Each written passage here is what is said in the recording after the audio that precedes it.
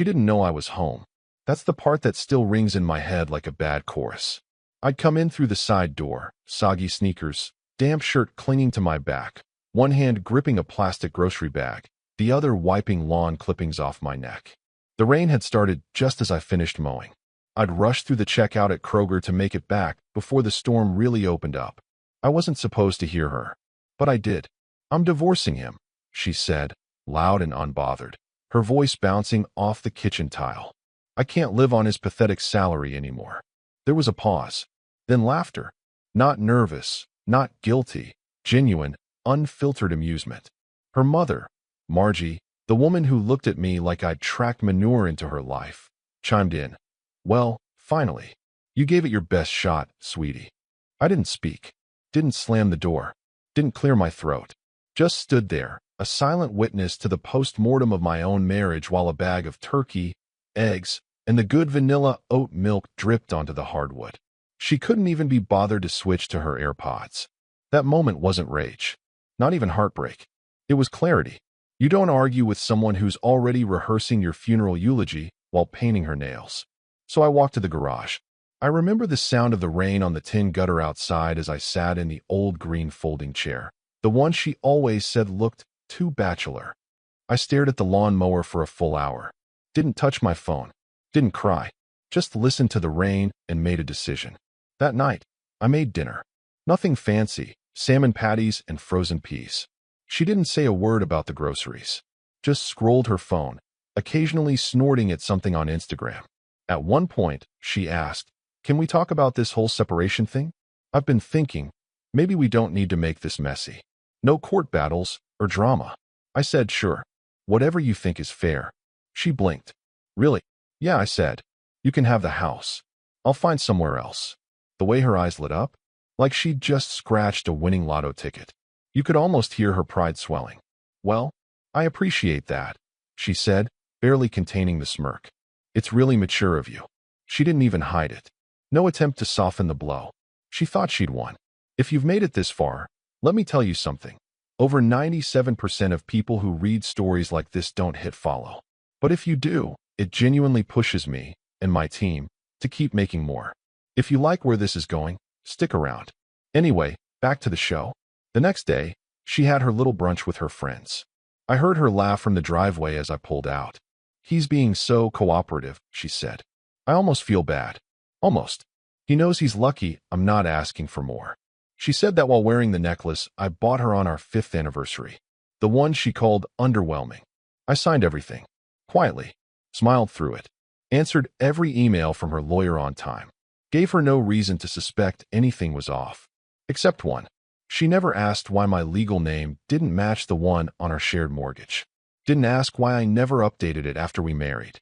Didn't notice that I'd quietly taken my mother's maiden name back 2 years ago, after a very specific funeral changed everything. And you better believe I wasn't going to remind her. I moved out 3 days later. Packed my things into 2 Rubbermaid bins and an old military duffel bag I hadn't touched since college. She wasn't even home. Left me a note on the fridge that said, "Don't forget to clean the downstairs bathroom. You promised." Classy touch. Real elegant.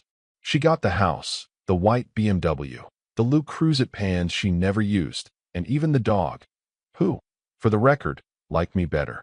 And I gave it all up with a straight face and a calm voice. No fights.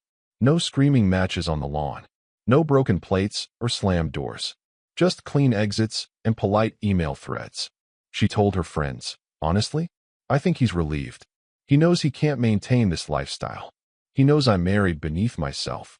I heard that one secondhand from a coworker's wife who happened to be at the same yoga class. I didn't flinch. Let her have the narrative.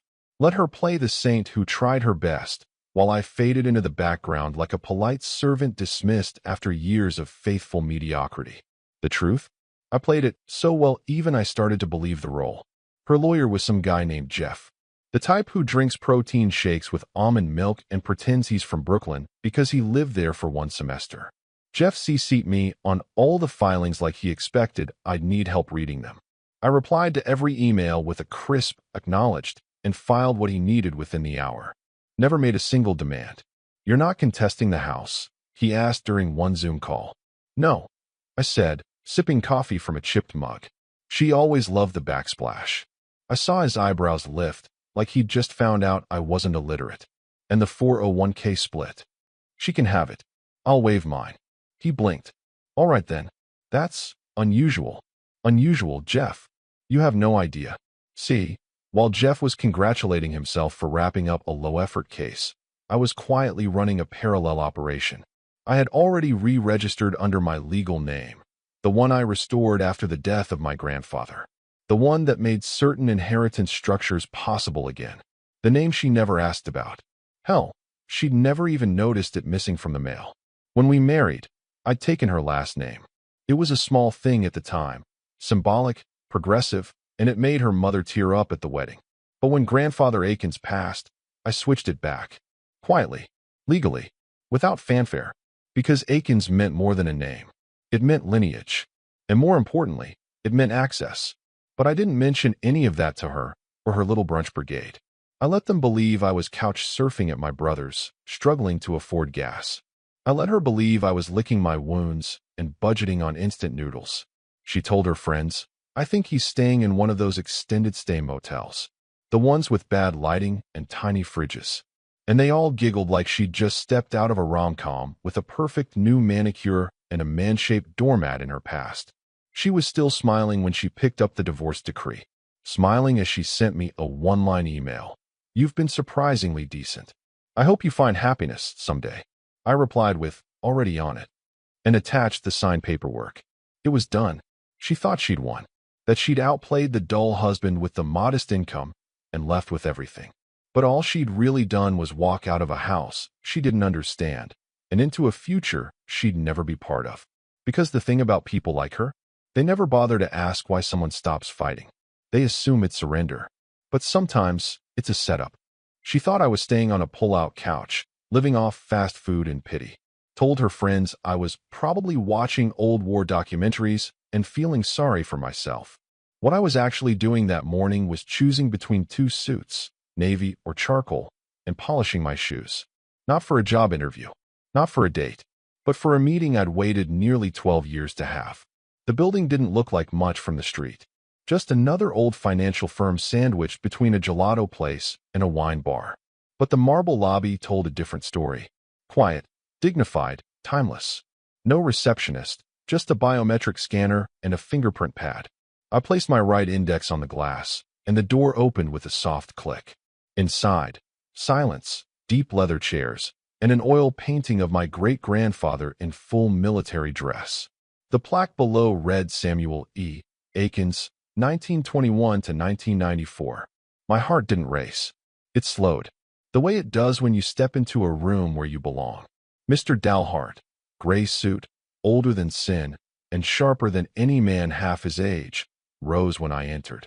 Mr. Akins, he said, extending his hand. It's been a long time. I'm ready, I said, shaking it firmly. Activate the contingency. Let the trust distribute. Dalhart didn't flinch. He simply nodded, walked over to the mahogany cabinet, and retrieved a slim leather folder sealed with wax. You understand what this means, of course, he said, sliding it toward me. I do. She walked. We're legally separated. The trigger is valid. He opened the file. And she doesn't know? I smiled. She never asked. He shook his head slowly, almost with pity. 12.8 million. Disbursed quarterly. You'll have full oversight. The board has been waiting. He turned the page and handed me a pen. It didn't feel like revenge. Not yet. It felt like restoration. The trust had rules. Old money, ironclad rules. It wasn't designed to be flashy. It was designed to preserve. And the clause was simple. Upon divorce, if the spouse is not of legal or blood relation to the Akins name, and if said name has been restored by bloodline at least 2 years prior to activation, distribution begins.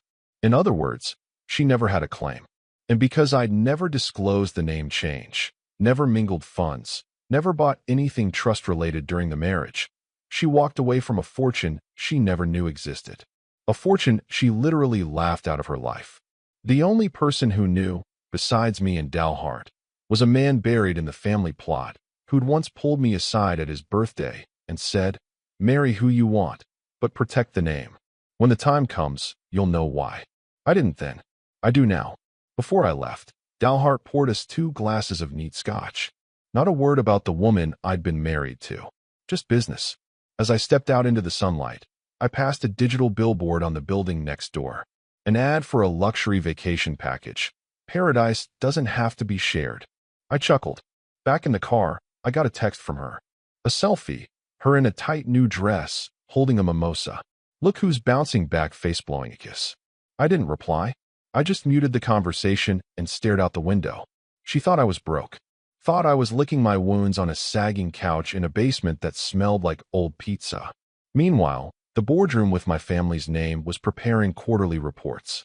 And the man she dismissed as just a teacher had just gained voting rights over one of the oldest privately held funds in the state. She wouldn't hear the thunder coming. Not yet. She picked the place. Of course she did. Some bistro downtown with exposed brick walls, candlelight, and overpriced bruschetta. The kind of place she used to beg me to take her to, back when we'd split entrees and pretend wine wasn't marked up 400%. Now she sat at the corner table like she owned it, twirling a glass of Chardonnay, wearing that red dress she only pulled out when she wanted attention.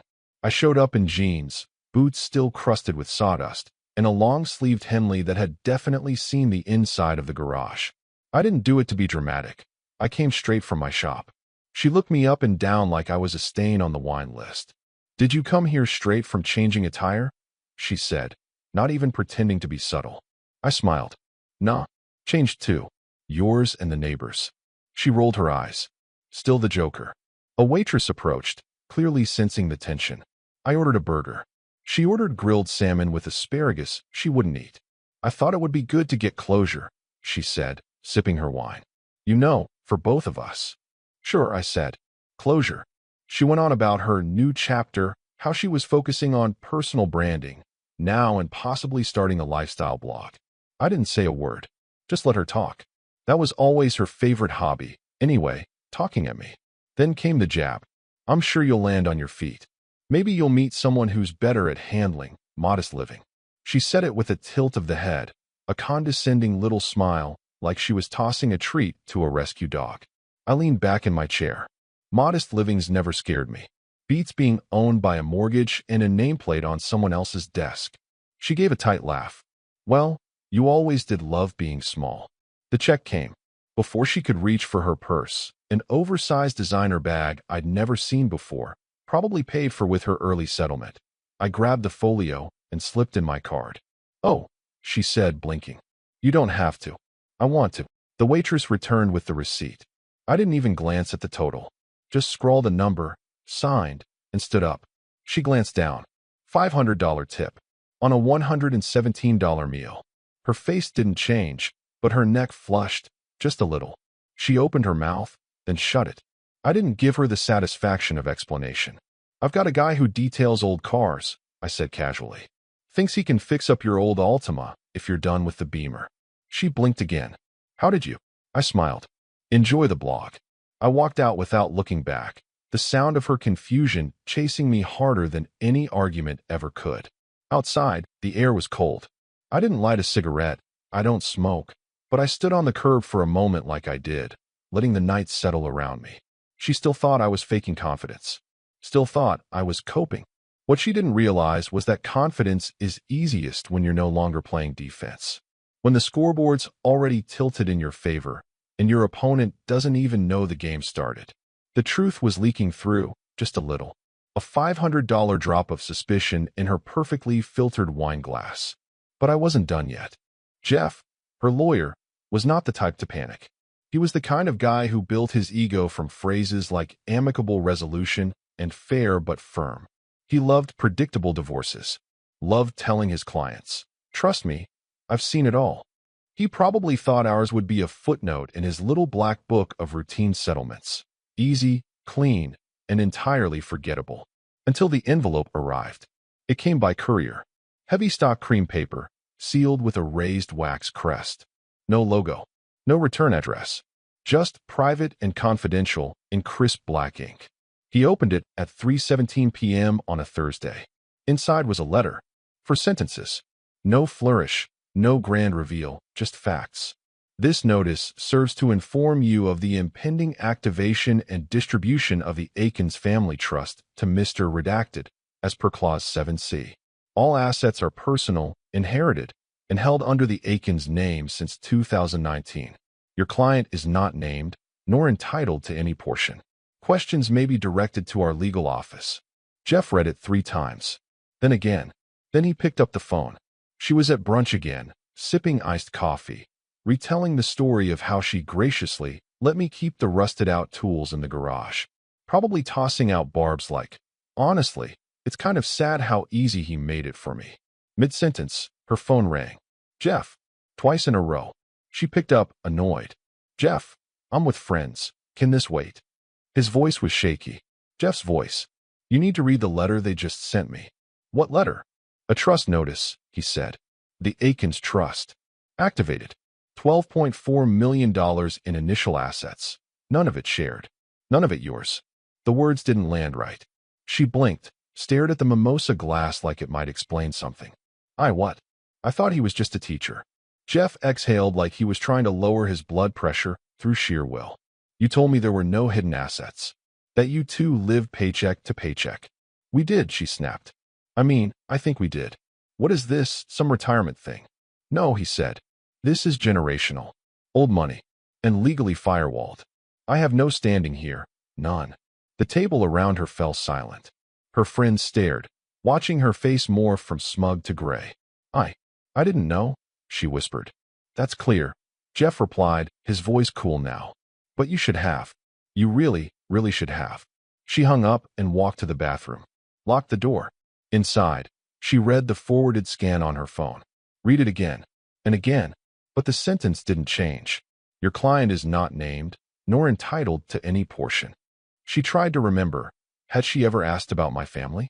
About the name on the mailbox? About the framed photo in the guest room that she always claimed clashed with her aesthetic? She hadn't. Because she assumed there was nothing to ask. She assumed she was marrying down. She assumed up was the only direction she could go. Now she was standing in a tiled restroom, phone screen dimming in her hand, realizing she hadn't just lost a husband. She'd stepped over a gold vein in the dirt and walked away barefoot. And all I'd done was let her. She didn't knock. She pounded. Open palm, 5 sharp slaps against the cheap rental door like she was trying to summon a ghost. I opened it slowly, holding a mug of tea and wearing an old flannel I hadn't unpacked in years. Behind her, the world kept moving. Cars, sprinklers, a neighbor's wind chime. But she stood there like everything had just stopped. "You lied to me," she snapped. I stepped aside. "Come in." She didn't even take her heels off. Just clacked across the floor of the small, barely furnished space like a prosecutor in a closing argument. She looked ridiculous, still dressed like brunch royalty, tight beige skirt, designer bag, and fury. Her mascara was slightly smudged. A small, but telling detail. "Is it true?" she asked, hands trembling. "The trust, the money, the name, Aikens. Is it true?" I sat down in the only decent chair in the place, next to the cardboard box I'd been using as a side table. "I made chamomile," I said, nodding toward the kettle. "Still have some left." "Cut the crap," she spat. I took a sip and set the mug down gently. "Yes, it's true. My grandfather's trust. Activated upon divorce. Conditional inheritance." She stared at me. "Conditional? You mean, if we'd stayed together, you'd still know nothing," I said. "That was always the clause. The trust only becomes accessible if I'm no longer legally attached to anyone outside the Aikens line. You weren't a match." Her mouth opened, then closed. She looked around the small living room like she was trying to reorient herself.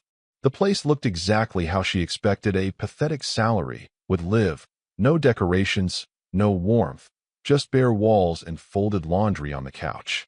"You let me leave," she said, voice cracking. "You wanted me to leave." "No," I replied calmly. "I just didn't stop you." I didn't know," she said, collapsing onto the edge of the futon like she'd been hit. "You never told me about your family. Or the money. Or the name. How could I have known?" "You said I was just a schoolteacher," I said. "And you were right. I never said otherwise." She looked up at me then, and I saw it, the shift, the realization crawling across her face like a rash. that she'd mistaken quiet for weakness, simplicity for smallness, love for lack of ambition. "I made a mistake," she whispered. "I didn't say anything.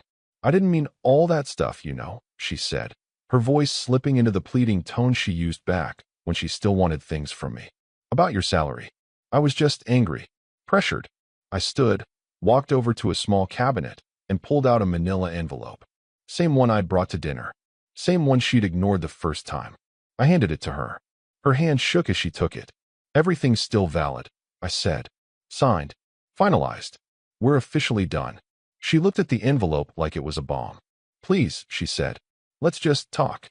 Really talk." I offered that. I said, walking back to my chair. "Years ago. I was stupid." I agreed. She laughed, dry, broken. "You're serious?" "I'm at peace." Tears welled in her eyes. Not the performative kind she used when she didn't get her way at parties.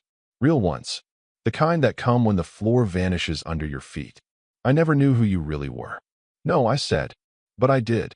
She left the envelope on the coffee table and walked out without another word. Not even a door slam. Just silence.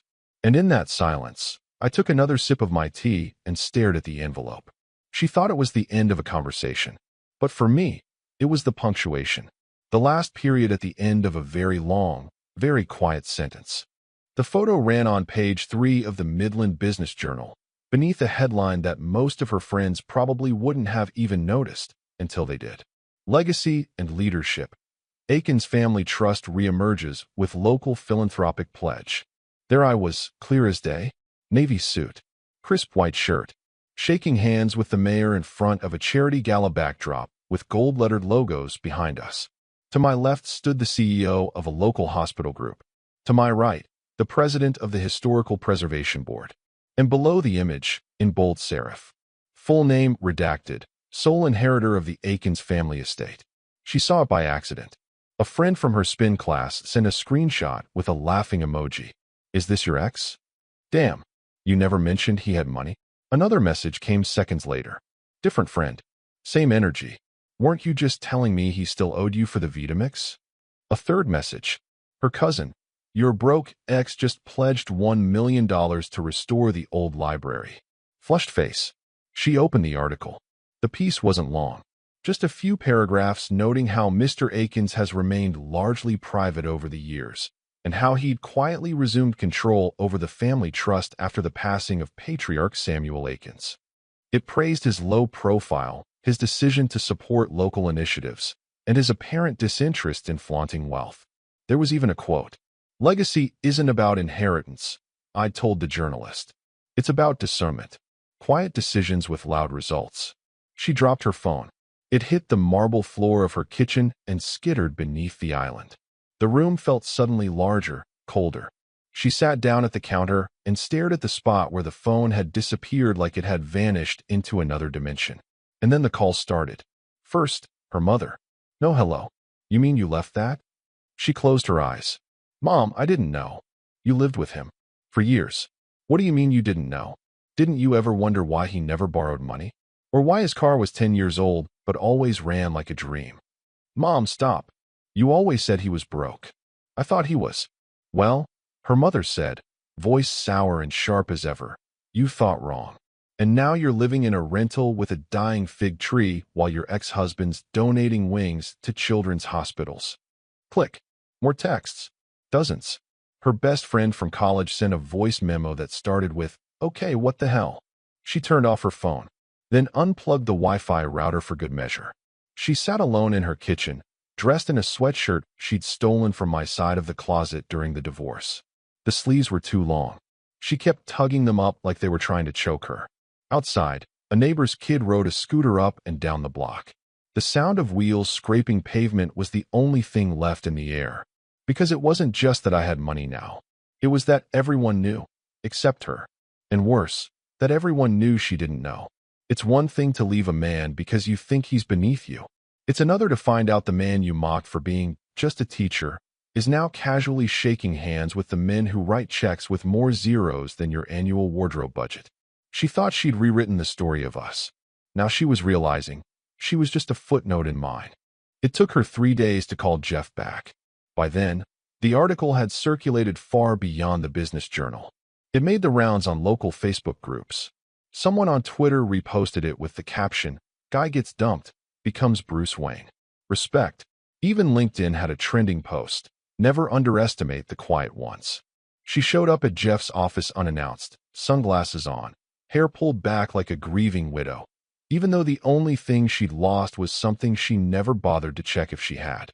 Jeff looked up from his desk like a man already preparing for disappointment.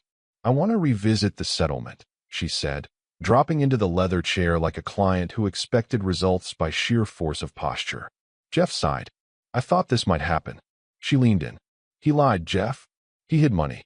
You said if someone withholds assets during a divorce." "He didn't," Jeff interrupted. "That's the problem." She frowned. "What do you mean?" "I filed a petition yesterday," Jeff said, tapping his tablet, claiming asset concealment, asking for an emergency hearing. Their attorneys responded in 42 hours, with documentation that made me feel like I should send them a fruit basket. He turned the screen toward her. "Read it." The response was brutal in its efficiency. The Aikens family trust was never commingled with marital assets, was registered under a pre-marriage name, and remained dormant throughout the entirety of the marriage. Activation occurred post-legal separation, under conditions clearly outlined in Clause 7C. There is no legal precedent for redistribution. She blinked. Dormant? Pre-marriage name? What is this, spycraft? Jeff didn't smile. "You never asked him about the name change?" "I thought he was being sentimental. Or something." Jeff tapped again. "Legally, he insulated everything. The inheritance didn't exist in any form we could have claimed while you were together. It's like suing someone for a lottery ticket they bought after the breakup." "I was his wife," she said, voice rising. "I gave him years of my life. And he gave you the house, the car, the accounts, and didn't contest a single clause," Jeff said. "No prenup. No screaming. Just cooperation. That was your red flag. He let you walk." Her mouth opened, then closed. "There's got to be a way," she said finally. "Appeal, technicality, something." Jeff folded his hands. "There isn't." She leaned back slowly, like gravity itself had gotten heavier. "You're telling me." "I walked away from $12 million. 12.8. Jeff corrected, helpfully. She stared at the wall. The framed Harvard law degree. The bookshelf full of legal journals she never read. "You should have dug deeper," she said flatly. Jeff looked at her, expression unreadable. "No," he said. "You should have." For once, she had no comeback. No deflection. No snide remark. Just silence. Because there's no lawyer for arrogance. No appeal process for underestimating someone who knew you better than you knew yourself. All she could do now was sit there in that office, surrounded by legal language and polished wood, and realize. The paperwork was final. The money was gone. And so was he. It came in a plain white envelope. No return address. No wax seal. No attempt to send it with nostalgia or spritz it with some perfume she once claimed gave her migraines. Just a stamp, a smudge of pen ink near the edge, and my name. Handwritten in the same looping script she used on Christmas cards, back when we still exchanged those. Inside was a single sheet of paper, folded clean. The kind of fold that's done carefully, not in haste. I unfolded it slowly, standing in the middle of my workshop with a screwdriver in one hand and sawdust still clinging to my boots. There were no flourishes, no dramatic openings, no salutation, just a single sentence, written in deep blue ink. "I thought you were small. Turns out I was." No apology, no request, just that. And that, ironically, was the most honest thing she'd ever written. I stared at the words for a long moment. They didn't hurt. Not anymore. They didn't spark rage or sadness or any of the emotions that used to twist my gut when her name lit up my phone. They just confirmed what I already knew. I walked to the filing cabinet in the back corner of the shop. Not the one with taxes and titles, the other one. The one with the drawer labeled in thick Sharpie. Settled accounts. Inside were old pay stubs from the school district, a faded copy of our marriage license, a photo of us at Lake Moro that she had no idea I'd kept. Both of us smiling. Back when it was still real. Or at least when I thought it was. I slipped the letter in with the rest and shut the drawer with a solid clack. No ceremony. No frame. Just filed. Finalized. Because the truth was, she didn't send that letter for me. She sent it for herself. The woman who had finally realized that the thing she'd thrown away wasn't a man with a modest salary, but someone who had never needed money to be powerful. Someone who didn't need to scream to be heard. Someone who built legacies in silence while she broadcasted every brunch. She'd spent years mistaking flash for substance. Thought class was something you put on a credit card. Thought power came in the form of square footage and how many people you could impress on a girl's night. And now? Now she knew better. But knowing didn't change a damn thing. The house was no longer hers. The friends who once egged her on now forwarded headlines about me. The lawyer she trusted had gone radio silent. And the man she once left standing in a kitchen with a grocery bag full of wilted lettuce was no longer looking back. She mailed me that sentence hoping it would open a door. But all it did was close the last window she hadn't realized was still cracked. And I didn't reply. Because you don't argue with ghosts. You just let them fade. The ballroom was quiet. Not with discomfort, but with reverence. Crystal chandeliers sparkled above tables dressed in white linen. Silver forks lined up like soldiers. Men and women in tailored tuxedos and elegant gowns raised glasses filled with $1,000 wine. At the podium, I stood with my grandfather's pocket watch in my breast pocket and a speech I'd rewritten 100 times but memorized in just one night. I didn't need to say much. Some people chase legacy, I said, letting the silence settle. Others inherit it. But the smartest ones protect it. A soft ripple of nods moved through the crowd. I don't believe in revenge, I continued. It's inefficient, emotional, noisy. But discernment? That's where power lives. I raised my glass. To discernment. A quiet clinking filled the room. Not a roar. Not a standing ovation. Just something better. Respect. Across town, in a dimly lit kitchen lined with half-packed moving boxes and a drying rack full of chipped wine glasses, she watched it unfold on TV. The camera panned across the gala. Me shaking hands with the state senator. Me laughing with the foundation board. Me smiling. Not smug. Not triumphant. Just unbothered. Her glass trembled slightly as she sipped. Pinot Noir. The cheap kind she used to roll her eyes at. The only kind she could afford now. She didn't cry. She didn't scream. She just watched. Because it wasn't the money that broke her. It was realizing the story kept going without her, and got better. She was no longer part of my life. She was just part of the lesson. You know, this one hits different. It's a reminder that real power isn't loud. It's quiet, patient, and precise. Sometimes the best revenge isn't payback. It's peace. Walking away without needing to explain yourself? That's the final move.